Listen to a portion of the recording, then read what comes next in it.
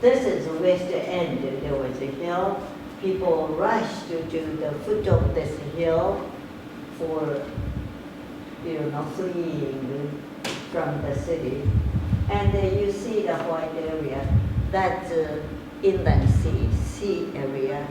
We are facing at the southern area here. Usually we see Miyajima Island around here, this one maybe. And I saw the city, completely burned the city, and from the 7th, every day from the north area here, I saw the city actually was like this.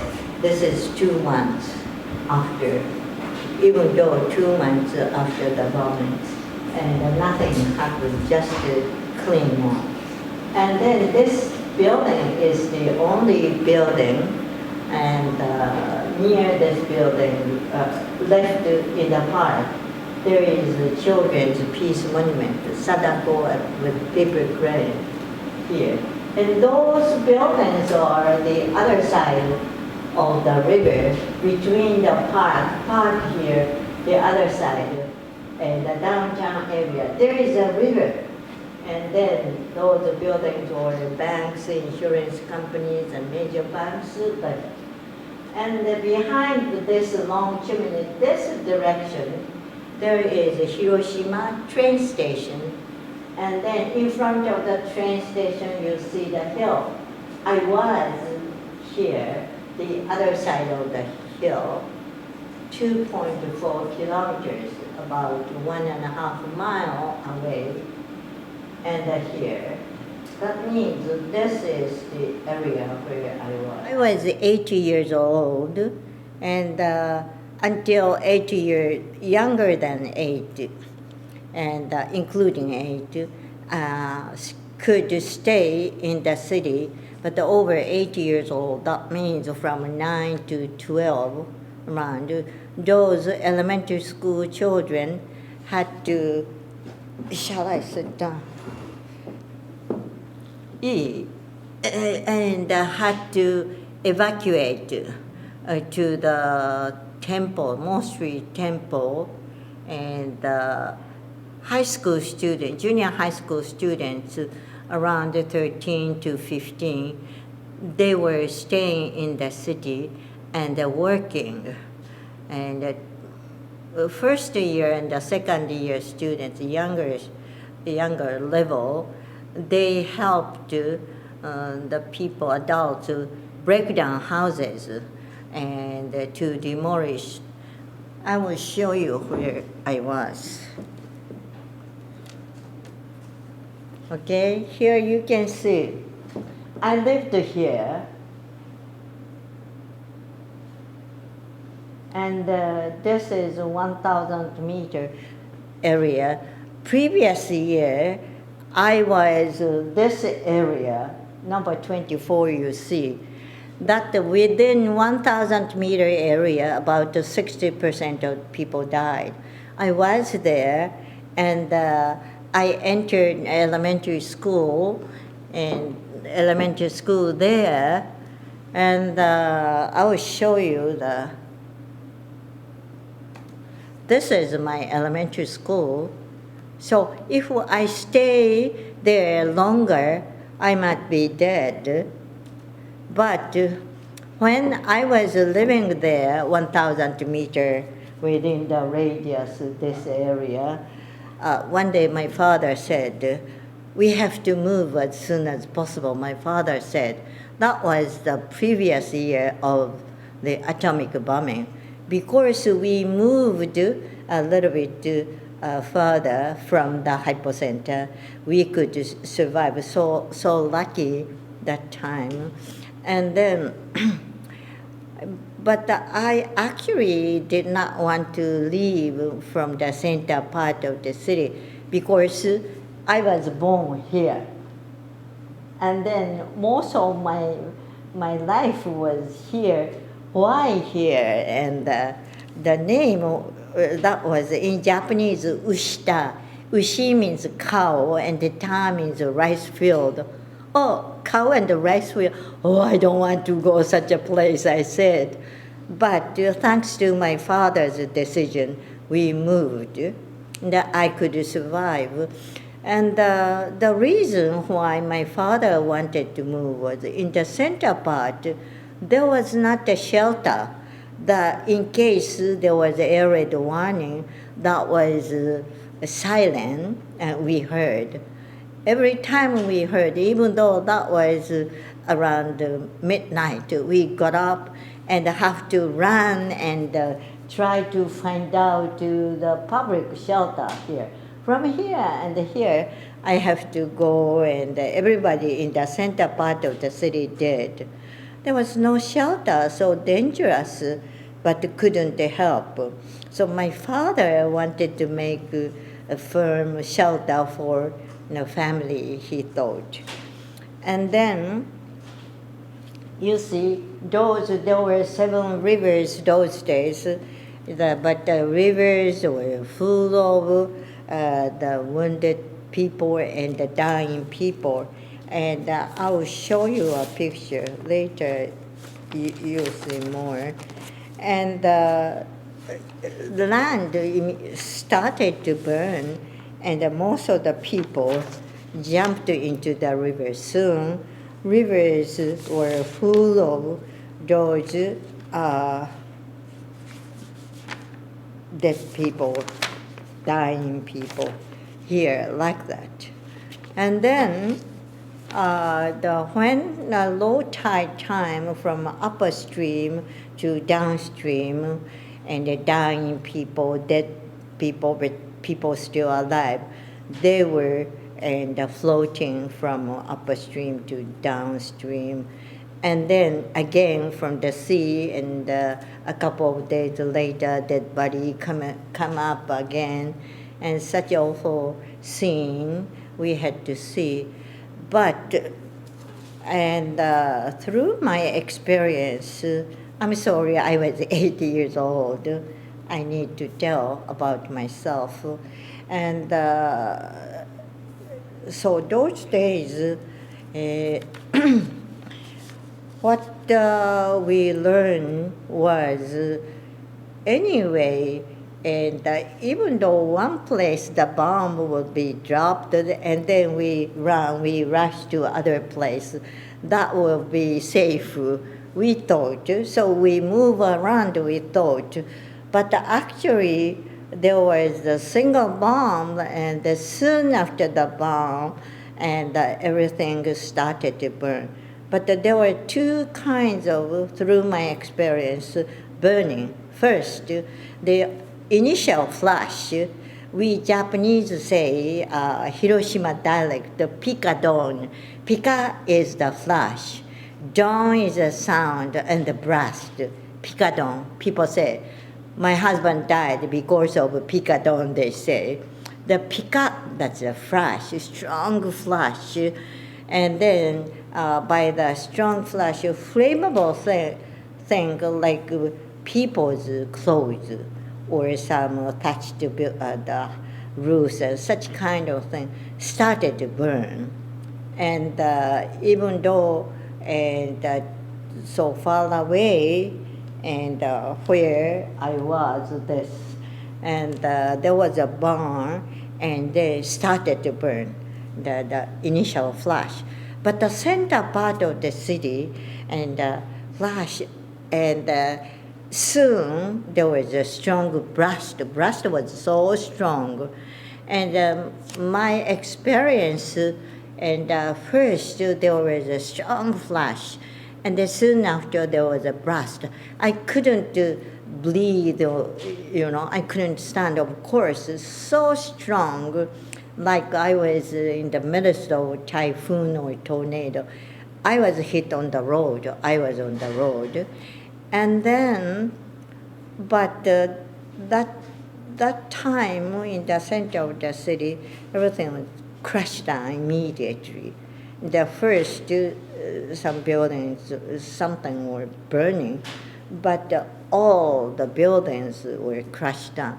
And soon after that, fire provoked started.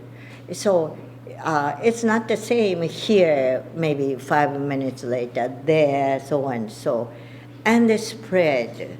So initial flash, center part of people were burned, initial flash, and then blast, and then secondary fire spread. I remember all night the city kept on burning, and of course people did not know what happened. And then you see Hiroshima city is so small here, but such huge here, actually more than that. And so-called black rain fell.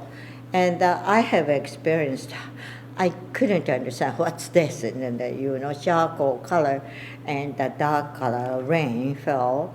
And then maybe people might think only who were in the city were contaminated, but actually not. Such a huge area, radiation was scattered. And those are 4 categories of survivors.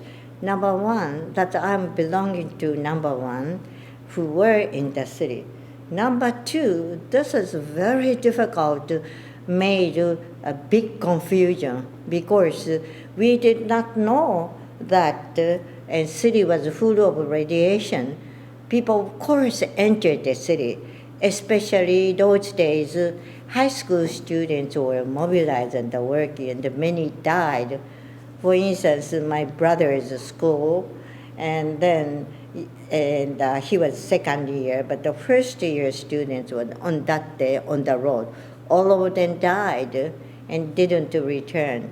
Because of that, many relatives, parents entered the city, and they walked and worked. It's up to how many hours they were. There were some cases that students who had severe burn, but taken away or taken away and brought to the suburbs. And then at first they could not say, and they were almost dying, their names and so. But a couple of days later, a week later, finally, and they could say, I'm from Nani, my name is so and so.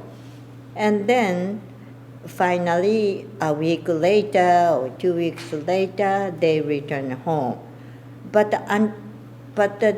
their parents, they did not know that they could by themselves return. So because of that, staying in the city, dangerous area, and then they became sick. They did not know why it happened. There were some cases, parents outside of the city later coming in, and then they died earlier than their children who were in the city. Such cases were. And then what we want to say is about radiation. Of course, there were so many cases, people were wounded, but about radiation we did not know. And we said somebody entered the city and then they were sick. What's that? We thought that was a kind of poison gas or so. And then, about the radiation we did not know and enter, but children are weaker than adults. There were some examples, and my friend, she entered the city with her younger brother, and only once a couple of days later, and I walked to the south end to meet their grandmother and return only once, but they had the severe sickness, and then her younger one died, brother died. It happened, and we are horrified about why and people who did not have any scars, and burned, all of a sudden died. And in my relatives, very near relatives, and her case, and she's my sister-in-law though, her grandmother covered on the pica, first flash, on her granddaughter. Grandmother had a severe burn and returned and died next day. But underneath of her grandmother and her sister, she didn't have any scars, no burned, and then returned home.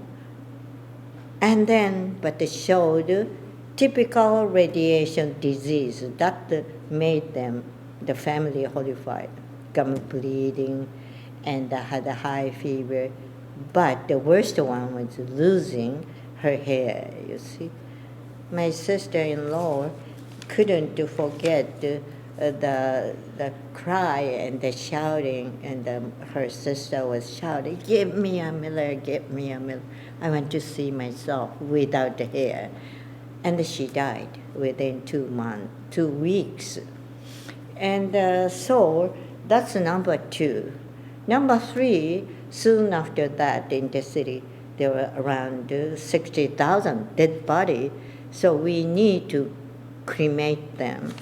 And my father, even though he was 2.4 kilometers, about 1.5 miles away, he had to cremate the body every day, over 700 in a park near my house. Such this area, such small area. And so that's number 3, and people who entered and worked for cleanup program. Number 4, that's awesome. That's this is very important for the future generations and the young people. Mothers who were pregnant that time in the city, like 3 months or 4 months, and then such pregnant women delivered baby next year, but among them some children whose heads were small and had a handicap. Such babies were born, and because of that, and the rumor that it's better not to get married, young people who were in the city, that spread. Even though I was 8 years old, among my classmates, we stopped to talk about those days, and we did not want to tell that we were in the city. And I didn't care so much, but 10 years later, when I was grown up, like 18 to 20, like a young man outside entered the city, came, and they first asked me, "Keiko, where were you?" I was shocked, Why do you ask me such a question? He said, No, I'm okay, I don't care, but my parents cares. So I know my friends, among my friends, because they were in the city, and then because of that, their wedding was canceled, and they couldn't get married, a fiancé. So I know those people. And so because of that, category 4, that's the worst. This is myself. I was like that, 8 years old. Okay, those days, interesting. See, this is here. You see, this is Hiroshima Station, and in front of Hiroshima Station, you see the hill with the stupa. The other side of the hill, I was here. And you see there is a Shinto shrine gate, Torii gate. And those days, before the bombing, and we were told, in case something happened, go to the Shinto shrine or temple or school, those places will be the first aid station. So because of that, to my area, many people rushed. Even though such a place, you see, many people rushed to come here. This is my elementary school, and this is, there was small park where my father cremated every day over 700 victims. So that means every day father was exhausted to return home, and everywhere the town itself had a very bad smell and reached my house and so and so. And but anyway, and there is a river. Soon river is full of the wounded people, and jumped into the river because the fire chased them, those the wounded people, and fire reached finally around this time, and not only in one place, but there were so many places people started to cremate. And because everywhere here, around here, full of dead body. And then people came. I lived here, but such a far away place, many people rushed. I couldn't help but to see people dying every day in front of me. That was awful. But before the bombing already, I had a very fearful experience here. This is myself. Always children, when they go to school, they had to have anti-arid food made of cloth inside cotton, and holding that. And as soon as arid warning, so often we heard that was silent, something like that. Teacher said, "Okay, go back, running back, and jumped into your shelter," my teacher said. So I had to go back wearing that food. That was a very fearful moment for me.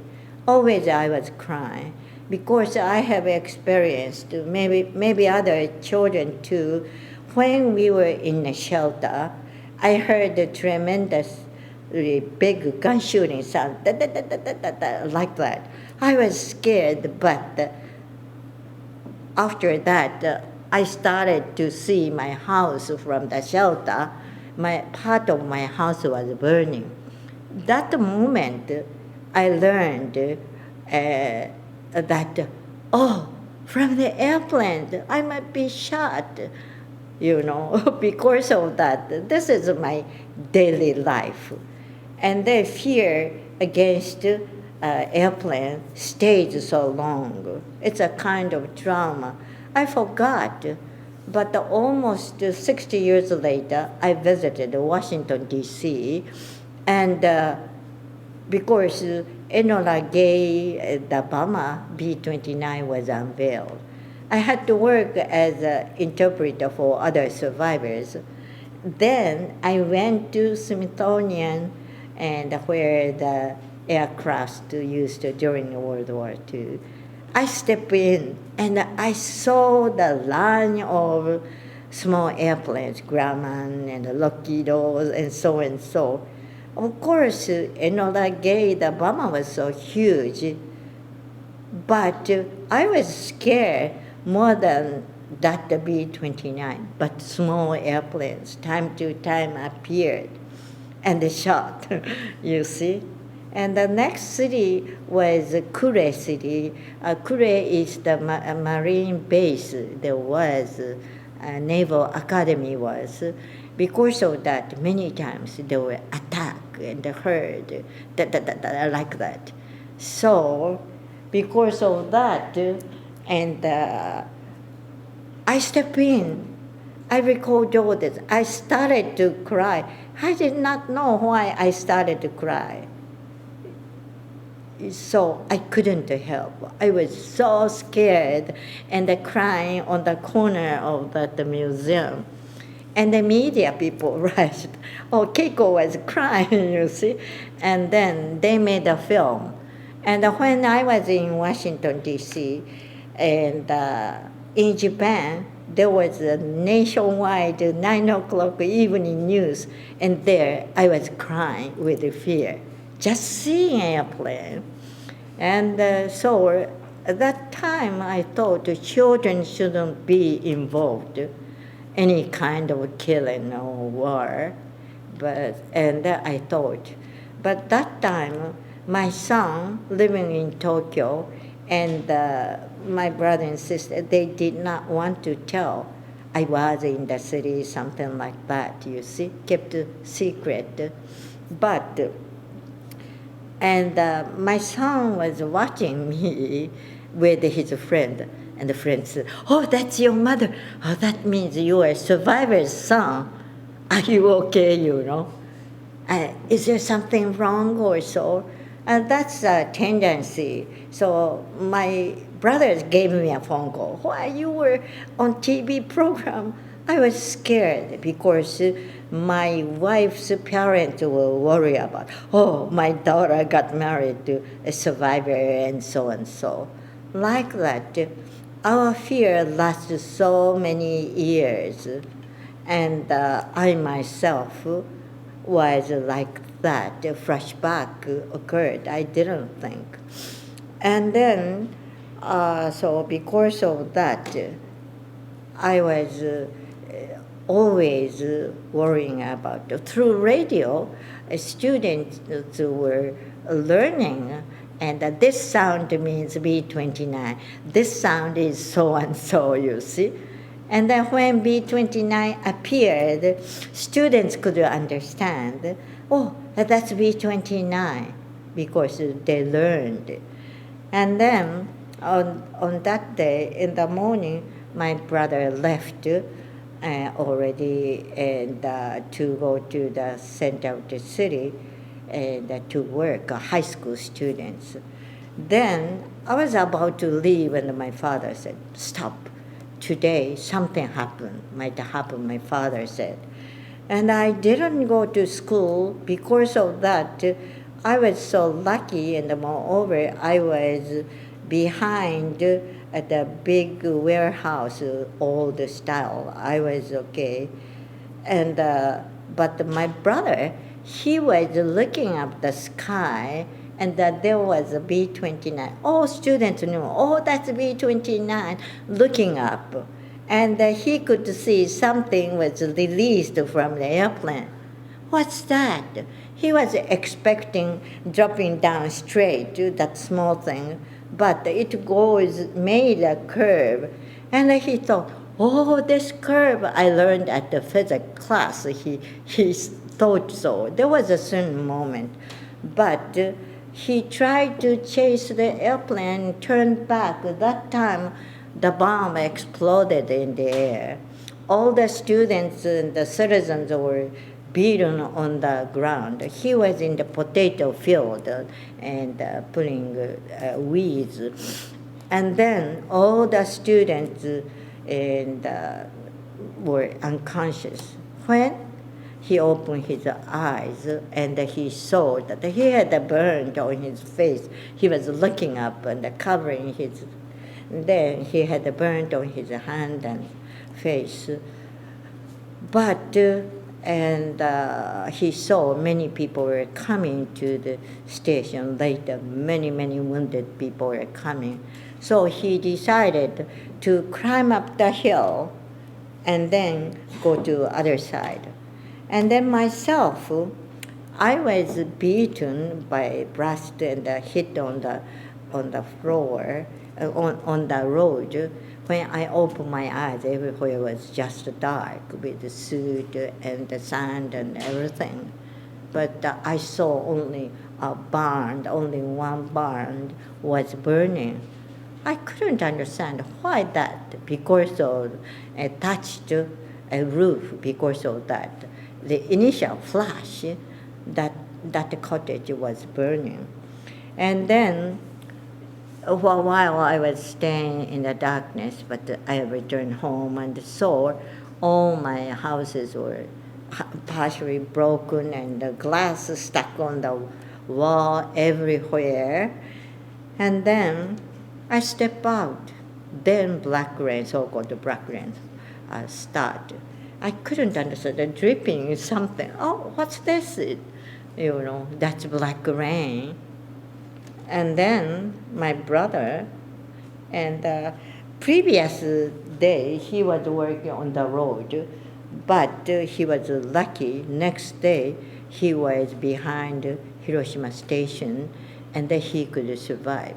But on behalf of his class, younger ones, over 300 were working. No one could return. All students died.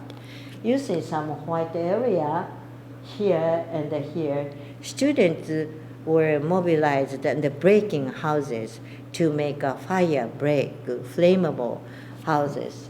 And then this road, this is the Peace Boulevard. Most of the students were working there.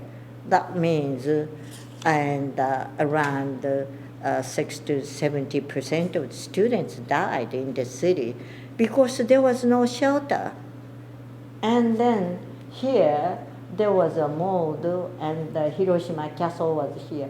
Around here, there was a military headquarters. There was a bunker. In the bunker, 15 years old, 30 girls were working with the soldier, with the commander, with the receiver, gathering information. The commander released the red warning, So they were helping commander. And then they were there, but the airplane came so many times during night.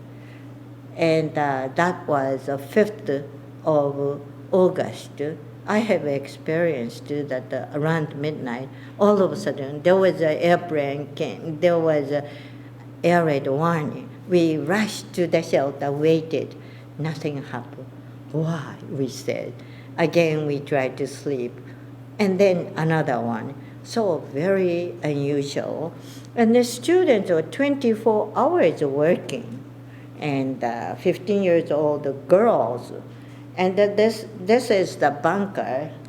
So students, one time 15 years old students were working. But outside, another 30 students were waiting. So they were thinking to start to work from 8 o'clock. They were outside. All of them died. But my friend was an operator in the bunker, so she could survive. And she told me precisely that night what happened. And then my brother was looking up the sky and saw the B-29. As I told you, this is the Hiroshima Station. Toward the Hiroshima Station, many people came. And then this is the hill. He was working. This is the Hiroshima Station. There was a military parade ground. One of the parade ground area, there was a potato field. He was working. He decided to climb up the hill and going down the other side where I lived there. So from top of the hill, he saw the whole city, the gigantic crowd. Underneath, the city was burning. And he was shouting, "Mom, Mom," he was shouting and coming back. And my mother said, "Oh, you are a lucky boy, we had the bomb." Everybody thought. And we had the bomb on us. Target was our area, I thought. Mother said, "Our area was the target," my mother said. He came home and said, "No, whole the city is burning." Why? We didn't see 100 airplanes to destroy whole city. We must have seen 100 bombing. We couldn't understand why. And then my brother told me there was a single bomb I saw, and then city started to burn and destroyed. And then city is full of wounded people. They were coming to my area, my brother said. I was scared. And then I went out. This is actually my area. I lived around here, this way, and this way. Both sides, the people were coming. I saw a person and a line, big line of wounded people coming. Goal is the shrine. They believe there must be a doctor. No, there was the only one soldiers with a tin bucket with oil. That's all. Apply oil. And then people came soon everywhere. So many people rushed to both sides, to the shrine. And then wounded people, full of wounded people. And then my father, many people died, so he had to cremate them. He was the leader of that because he was in my house and so many pieces glass. But only that moment he was behind a big pine tree and he was not hurt. But the other side of the pine tree and the tree was burnt, but he was safe. And then he started to make. But what made me horrified was, when many people rushed to my area, somebody seized my leg, my ankle, and said, "Give me water." And then I ran back and got the water from the well and delivered. Most of the people were happy, but among the two persons, all of a sudden, as soon as drinking water from me, two persons died. So since then, I was so scared. I killed them or so and so. And so many years, I had a hard time make it secret because my father asked in the children, "You didn't give water, did you?" My father said. My brother said, "Everybody knows, and we shouldn't give water." That was a kind of a lesson. Most of the people know that if you give water, people might die. It's a rumor, something like that. But actually, many people died and drinking water. I did not know that, and my brother said, "Well, I know that. I didn't," he said, but I said, I was stupid and so and so. But anyway, and the city was like this. And the next day, I climbed the hill and the hill. The stone steps, people were dying. In the morning, they were moving, still alive. Afternoon, stopped to move. In the evening, they died. They were dead. And I asked, "Hey, this person is dead." And then somebody came and brought that body to the park where my father was cremated. This is the scene I saw every day. Lines of smoke were coming out. And then this big one, my father cremating near my house. And their other brother, he did evacuation. Children evacuated to the temple, and many children lost their family, and they became orphans. Hiroshima City was like this. Such a devastated city, over 2,000 orphans returned home. And they had a hard time. Of course, there was not orphanage. And I saw many street children and running about on the living, the broken buildings for many months. I know that they were gathering and smoked cigarettes and making handmade cigarettes and selling, because some of the gangsters like those people entered soon and let them work. And such kind of thing, part of thing, it's not told. People stopped to talk. And then I saw many people who had burned and so on the streetcar, so tried to hide. and to get the job was difficult.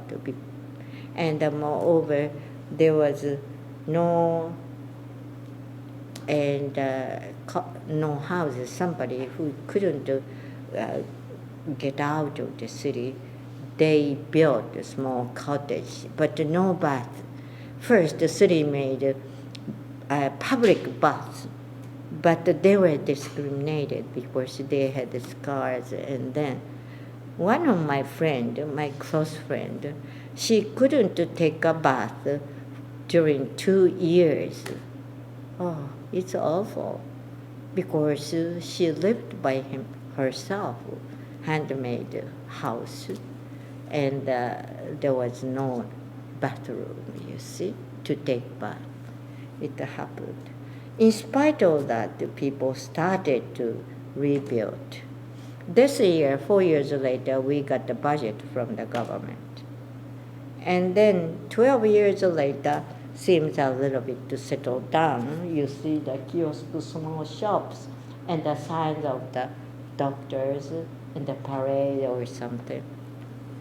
Okay, rapidly, I told my story, but maybe you could feel and through my 80 years old eyes. Thank you so much.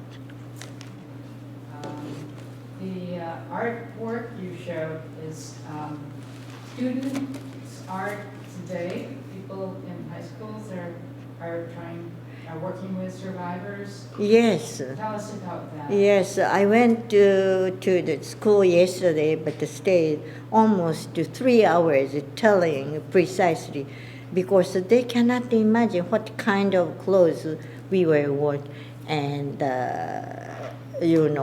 so they painted beautiful, cute girl with the long eyelash. No, I was not so cute, I said. Yes, like that. But that's a good, very good education. And how to hand our story down to the future is what we need to know, and endeavoring to do that, I think. And I myself, like others, I didn't tell about my story in 50 years, because we just, sealed our feeling, and I did not tell my story, because always we have a dilemma whether to tell our story or not.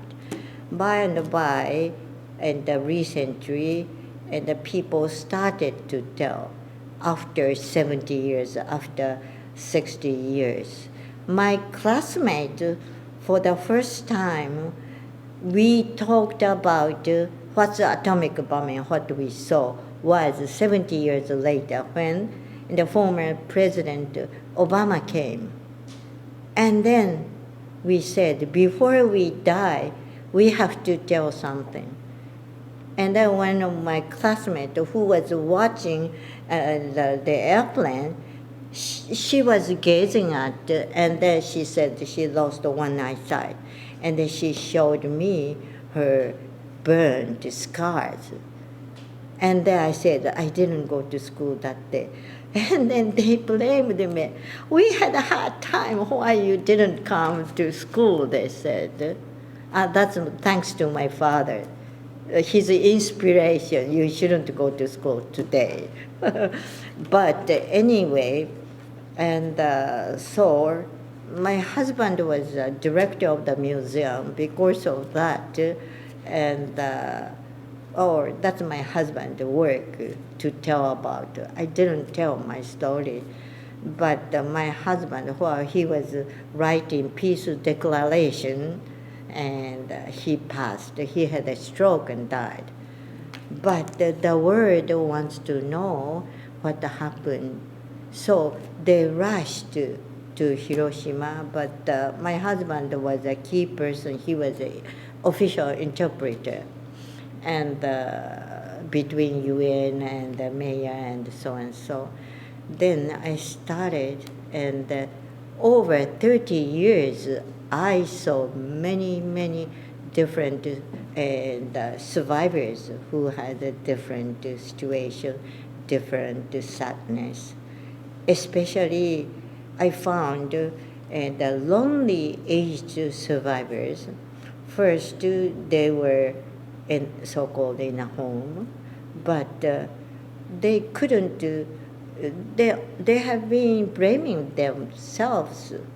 Why I couldn't help my children? I'll show you some of the pictures that, and for instance, and first they were caught under the crushed down buildings.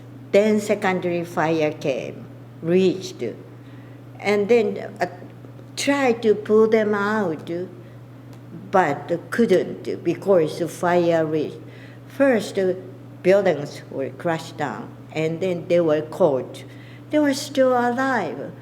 And then survivors cannot forget the last moment. And we saw many desperate faces like this, We couldn't help but watching us, you see, like this.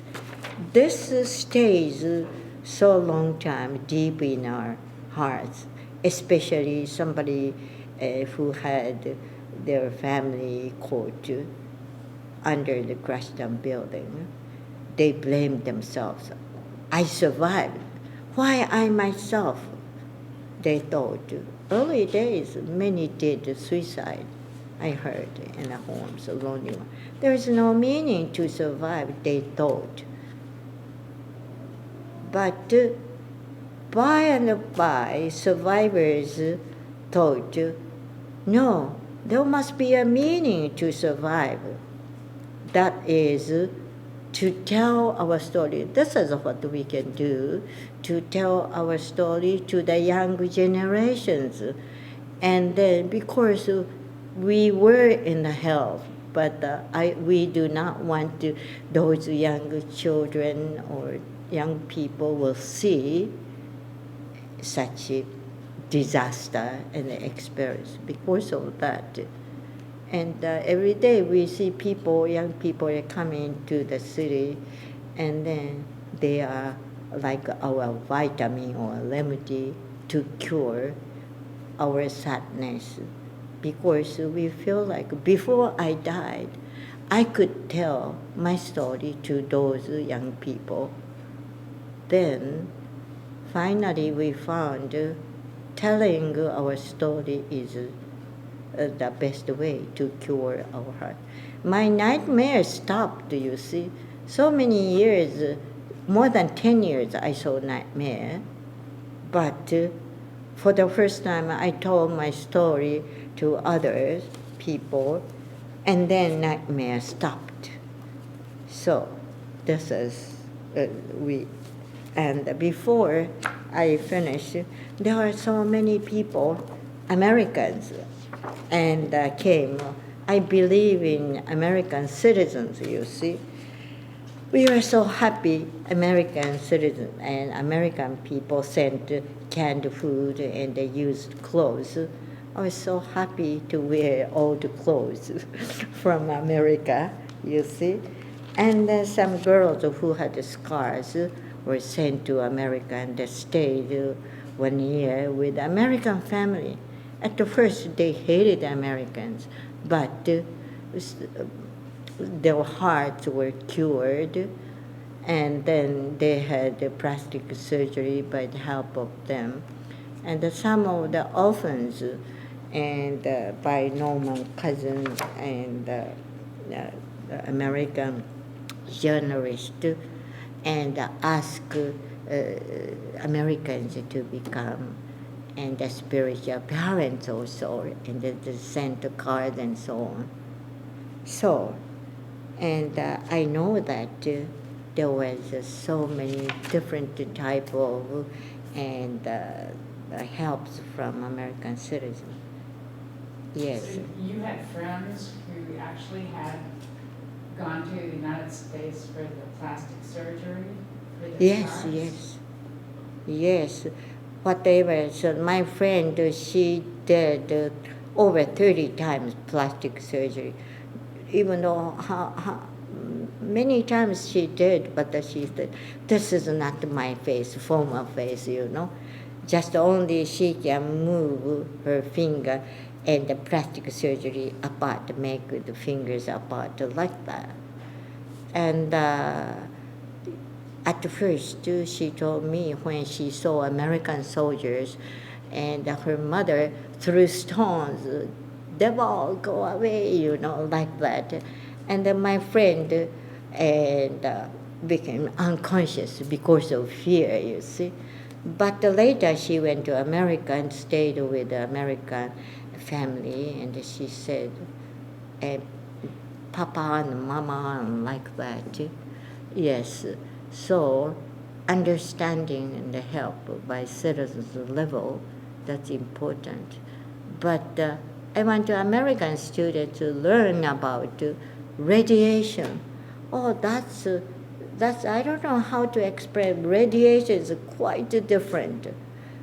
So before I deliver my baby, until the last moment, I was so scared, Like that, everybody had a hard time. My baby, my child, is he okay or not? Always mothers are thinking. So nuclear weapon stays the future fear. So because of that, not only casualty, burnt or so scars, no, fear. Yes, fear, so deep in our hearts, everybody had a fear. So when you mentioned that when you got to be 18 or 20, and were, a marriageable age, did you keep a secret that you had been in Hiroshima, or did your husband know? We dare not to talk because my classmates never talked. But when I was asked, I was in the city. Oh, he said, he was a little bit scared. I'm okay, I don't care. But my mother will worry about like that, their parents, their relatives. And then I know that my classmates who canceled their wedding because of that. Incredible. But still now, everybody is so suspicious because of that. And my brother and sister, they don't tell, not in Hiroshima, but outside of Hiroshima. People are so suspicious, people there. But we have to tell what we have experienced, I think. But like you, influential person from America, is very important. This is a great chance. Thank you for coming. Well, thank you for your story. That was marvelous. Such a beautiful job. You are a wonderful ambassador. No, You are. thank you. For all of your people, everyone. And it's so important to have the story told in such personal terms and with such a understanding. It, people can relate very easily to your experiences, and I think that's very powerful. That will reach many, many people. Your story is a great one to share, as I'm sure others. But as you say, many of your contemporaries who had similar experiences were too afraid to talk.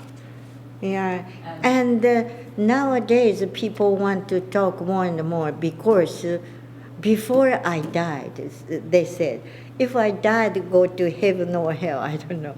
Then my daughter, for instance, passed, who I couldn't help, may blame me, mother, what did you do that I died, in flames, but you survived. What did you do? I might be asked by my child before I go. At least I have to do something. So try to write and draw a picture and tell their story.